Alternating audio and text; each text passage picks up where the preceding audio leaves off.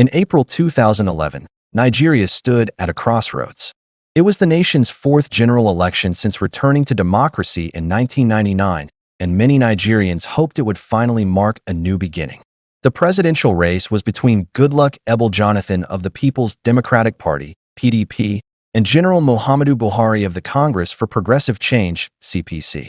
For months, the tension was high. Nigeria was divided, not just by politics, but by religion, region, and ethnicity. When the Independent National Electoral Commission, NYSC, announced Goodluck Jonathan as the winner, the result was supposed to bring celebration. But instead, it ignited one of the worst waves of post-election violence in Nigeria's history.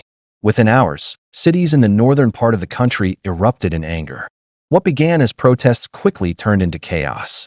Supporters of the opposition party flooded the streets, accusing the ruling party of rigging the election. Soon, the anger turned deadly. Houses were set on fire. Markets were destroyed. Churches, mosques, and political offices were attacked.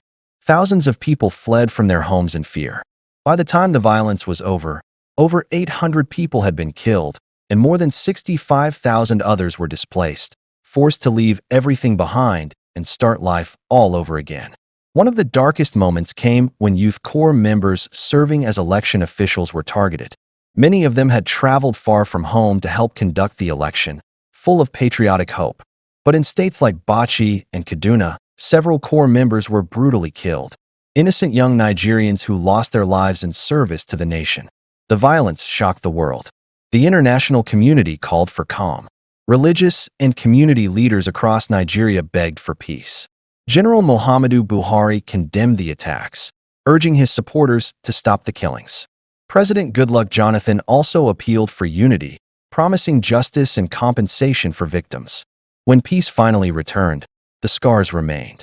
Families were left broken. Communities were divided even further. And Nigeria was reminded once again that democracy, without tolerance, can easily turn into tragedy.